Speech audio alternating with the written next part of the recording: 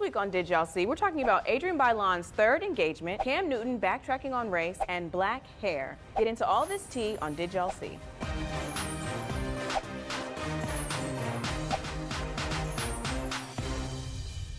Hello and welcome to another episode of Did Y'all See. We have some interesting topics today. Ladies, ready? Yeah. All right.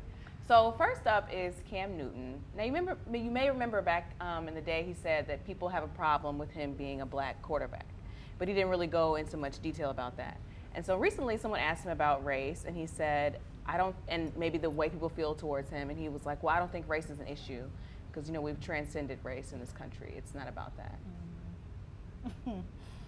So what do y'all think? What is this about? I read the GQ piece and I think that, you know, the writer was even taken aback by that. It was a white man, and he was like, maybe he just didn't feel like being a black quarterback that day. And I'm gonna hope that that's what it is. You know, I don't pay attention to Cam Newton too much, but it just reminded me of like that Will Smith commentary of like, no, we're beyond that. Like, you sound ridiculous to say that in this day and age, let alone, and I know you've had to have some personal experiences, you know, with that. So part of me feels like he maybe didn't feel comfortable talking to a white man about that because even they brought up the hoodie conversation with Ebony where he wanted to wear a hoodie at the time, and then now he's like, well, I mean, I just like hoodies, you know, where it's like, it was deeper than that. Right. So I get on one hand, people don't want to talk about race all this time, but if you have a platform to talk about it in such an important time, I think you need to.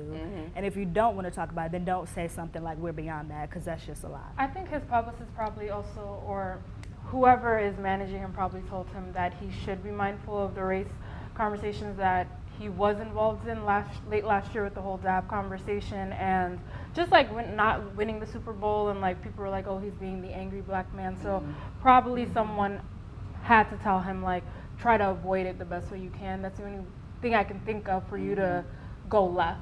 In that case, then just say we don't want any questions about that. Yeah, exactly. You know what I mean? There's so many better ways to sidestep those kind of conversations. It's one thing to just say, you know, I do think, I feel like it's bigger than race, but I do feel like it is part of why people treat me some, you know, way. And then to just be like, no, I feel like we're past that. Like, you may be past that because you live wherever you live and you have whatever money and things that you have, but race is still very much a problem for the everyday black person, man and woman. And if you know, just a minute ago you were telling everybody that somebody had a problem with you because you're black. Yes. I mean, they were literally on his Instagram page calling him and his friends thugs when they were out on vacation, like with like bandanas on, and then he had to put a whole next picture of them in suits like, these are the same people. Like, how you gonna judge us? You don't know us. So he knows what he knows. So he's just trying to like keep his endorsements in check and clean and keep things clean. And that's what I don't respect. Right.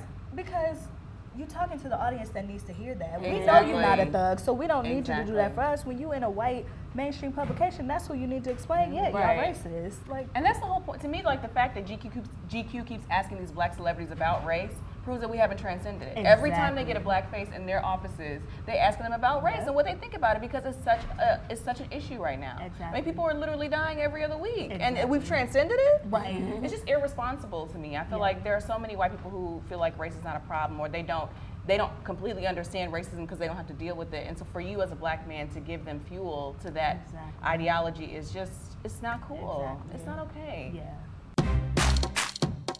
So for this week's Who'd You Rather, we're talking about the two men who tied the knot recently, Ray J and Kevin Hart. So ladies, who would you rather smash?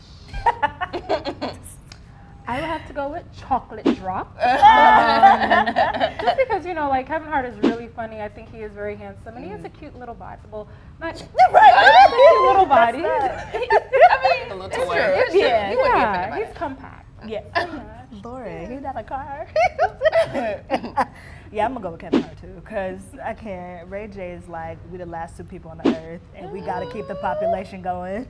And then I'll be like, this ain't what you want. For me, one is like really too small, and the other one is just too of everything else. Yeah. But if I had to, you know, choose, and they were the last two people on earth, I would probably choose Kevin Hart. Just because he's hilarious. Very nice. Yes. And he has nice white teeth. I know, I love it. He's just clean. He's just like he gets oiled up when he gets out of the Yes. shower. Those are the best men. Yes. The ones who know the importance of moisture, like moisturize. Hygiene. Yes. Clean Right. yourself. Yeah. It's unanimous this week. Like, you have to go with Kevin Hart. I mean, Ray J, I could just never. No. Like, I wouldn't even want to be in a room with Ray J, let alone have him No. Kevin Hart is everything to me, and not even like in a sexual way. I just feel like he's my friend. Yeah. When I first started working here and I like got to interview him, I was like, Yes. I'm gonna see my friend. Like I was so excited. I feel like I had made it. Like I love Kevin Hart. Yeah. So and then he has like this gray hair coming in I didn't that I'm know here that. for. And y'all saw him in that jumpsuit for Halloween. Yeah. So you know. Oh yeah. Girl, why was that not the first thing we said? Right. So he has a little something. A lot of something. A lot of something. Right. So we have a feeling that the votes down below will be the same. But let us know who you'd rather have sex with, Kevin Hart or Ray J. So did y'all see Adrienne is on her third ring? There was Rob, there was Lenny, and now there's Israel. She's engaged. And she announced it on Instagram, holding her ring up in front of the Eiffel Tower. Really pretty. Yeah. What do you guys think about this new situation?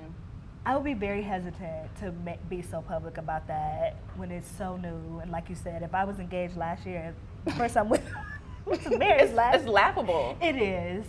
And only because I obviously want this to work out for her. I love Adrienne Bailon, and I think she's lovely. And I would just hate for it to go left and then you have to explain that. That's always my thing. Like, yeah, the happy moments don't last forever, and you don't want to be in a position where you explaining why this isn't happening, and then people love to call women crazy, so it'll be like she's a Halle Berry situation and all that. I just would wait, because they very much seem to still be in the honeymoon part, and anything could happen. But how do we know like how long they've really been dating? Well, you know when he came out trying to defend her, and that's when he's like, He gave a date. yeah. Because everybody was like, well, you knew her from 5 years ago with Right. that. But he's like, no. She seems very she's close a with his woman of God. children. I thought that was It is- interesting. So, you know, it could have been one of those things where it's like they were like friends, Friends. and then they've always had this like strong chemistry and bond, Yeah. you know, over the years, and then they got into a relationship, and they just feel like, well, even though we just started dating, we're already there. Yeah, yeah. So let me just marry. Out of all the people in the world, I'm just really surprised I know. that this is That's the one. that's the one. She like an older man with Oh, baggage. yeah. Not with baggage. Because Lenny had what, 2? Or Oh, okay. I mean, and Rob, we know his life. His whole family's baggage. Yeah, exactly. I just feel like the situation is very suspect, if I'm being really honest. The timeline to me doesn't make sense, and I do wish them the best, because it wouldn't be good if anything goes left, especially because she's so happy. And you know, I follow her on Instagram, and every day there is some quote from some poet, from some. I just think it's too much. I mean, my only hope is that she doesn't get hurt. Absolutely. I don't have hope for the relationship. I just hope that she doesn't get too hurt in the whatever happens. It's just strange. It's strange because I just feel like you should take time after a relationship and after an engagement specifically. Like I said earlier, I'm like, if you got to the point where you were in this relationship with this man for years, Nearly and a decade. and then you got engaged. So, I mean, I would just be like, okay, let me make sure this is right this time. Let me just take my time. Let me just slow down a little bit. So for this week's installment of What You Watching, you know I got a thing for everything. But this week we're talking about The Get Down. I don't know if you've heard about it, but it's amazing. It's this new Netflix series directed by Baz Luhrmann. And it's basically kind of about a mixture of things, like pretty much as a whole life in the late 70s in the Bronx and the rise of hip hop, as well as the decline of disco. And I love this show because I think the acting is very, very amazing. The young man from Dope, what is his name? The young man from Dope, who starred in Dope, is in it. A lot of fresh faces that are acting. Jaden Smith is in it. He's kind of playing himself, but I like it. And the music is great. I love that there's a blend of a lot of singing, but it's not like a musical. Right. And I think the story as a whole is very good. And when you live in New York now, it's very interesting to see what life was like and how crazy and dirty everything looked back in 1977. And so there's only the first 6 episodes are on Netflix right now, but they're so entertaining. Once you get past the pilot, which is about an hour and a half, like you will love it. It's very, very good. So I don't know what you're watching, but you need to be watching The Get Down on Netflix. So last week, if you watched, which we know you did, you may have seen that we talked about the criticism Gabby Douglas is receiving, specifically about I mean, well, everything from her hair, her attitude, her hand on her heart, everything. And a lot of you had to say a lot about the natural hair piece and about whether there are acceptable hair types in the natural hair movement. So Brandy's going to read some of the comments and we're going to talk about them. First is Charlene Hughes Pasetta, who said, in my humblest of humble opinions, folks should be ashamed of themselves. This is her natural, beautiful hair. She is the exact image of the mother of humanity. Ooh. And people hate our hair because they have been brainwashed and hate themselves. Facts. Second, Life with Raylene. She said, great point regarding the biases embedded with natural hair. We are accepting of a specific styled natural hair, but not as open to true textured natural hair. Side note, I love this channel. How can I get on the show? You on here now, boo? So what do y'all think about, what they said, our commenters' reactions and whether it's true? It's real. It's absolutely true. Yeah. There's a whole, I know Julesy, she's a YouTuber, and she used to talk about a lot about hair and how she's been doing this, but like in the game for a long time, and she would say how brands wouldn't invite her to certain places, and they would invite women with fewer followers, had been doing it less time, just because their hair was like the loose curl type. And she was just like, it's just so much, like people want to talk about being accepting of who we are naturally, but it's not, we're just inching towards it. We're not there yet, because the loose curl is still a Eurocentric standard, if you want to be completely honest, I agree, because I even know people who won't show their natural hair until it's a certain look and length. So, I mean, they're still waiting. No, yeah. So, and it's been years, like, because they don't feel comfortable with it. And even myself, I'm not even gonna lie, I have moments where I'm like, even with my hair now, if I put my hair in this bun and I'm looking at it, I'm like, this part is just too fucking furry. You know what I'm saying? And I had to get myself, because I even thought about the conversation we're going to have today, and I'm like, get your life. Like, this is your hair. Yes. You know what I mean? Like, I could put some gel on it, and I could try to act like I was doing in high school and tie it down and try to have fake baby hair, but I'm like, but this is the texture of my hair. I didn't get that kind of texture. And I need to learn, to be more accepting of it. Well, I just think it's a struggle for anybody, no matter your texture. If you're of African descent, your hair's not going to always do what you want it to do, and I think you have to ask why you want it to do certain things, and work with that. So, for me, it was more disturbing that women who know that struggle would then project their own issues, onto Gabby. A little girl.